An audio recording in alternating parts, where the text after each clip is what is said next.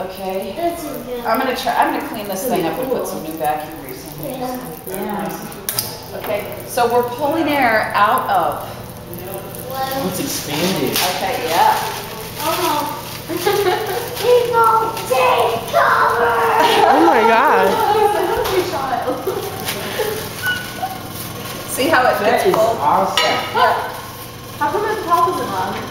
How the pop wasn't loud? No, because it was inside the glass. That's right. And it didn't make Chris jump. That's right. Slow.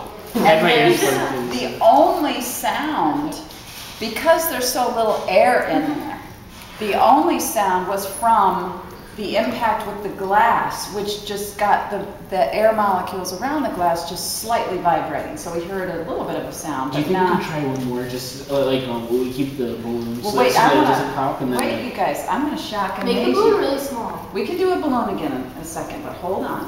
Watch this. This is gonna freak you out. This is see all this we do with gases in like a month.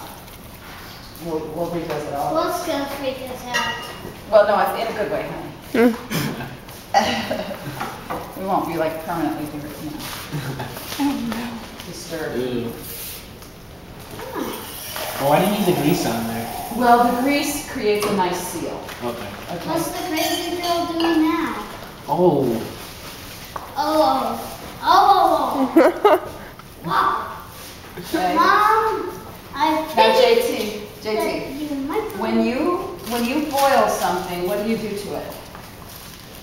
probably turn to the steam. Turns to a steam, turns to a gas. Okay.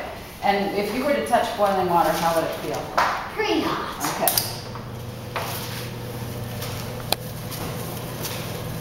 And we usually put water on the stove to boil, right? Or on a heat source to boil. Tell me what's coming. Okay, so we're giving it a little minute. We're just removing all the air from inside the bell jar here, JT. There's a lot of air in this room. We're moving it out of the bell jar. So we're creating, this is sometimes called a vacuum chamber, because a vacuum is an area of very low or no pressure. It doesn't look like it's doing it. Well, it doesn't quite yet, but just you wait, sir. Sometimes scientists must be patient before they get their results.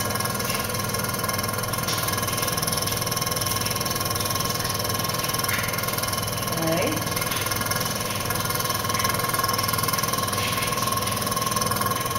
And things are beginning to happen on a very The bubbles.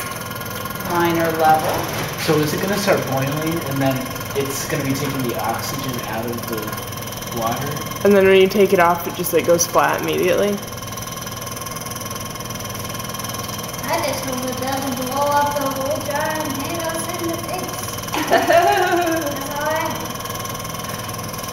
It won't. Okay, now we've got action, guys. Now we have action. What's the action? JT, I see. can you see? Yes. What's the happening? bubbles. What's happening in there? What do you think might be happening? I definitely know that there are bubbles. Well, there are bubbles. Normally, when we see bubbles like this in water, what's happening to it? Usually turn into steam. It's usually turning to a steam. It's boiling. Ooh. And we are boiling right now. We're turning into a steam. Look at the steam on the glass. Yeah, is it hot in there? That is. So do we agree that we're definitely boiling? Yeah. We are boiling. We have reached the boiling point temperature of water. That definitely. How did they get hot though? Okay, hold on. Now, normally, we would never do this if we were on a stove, right? We'd never do what I'm about to do. You're gonna touch it, aren't you? Oh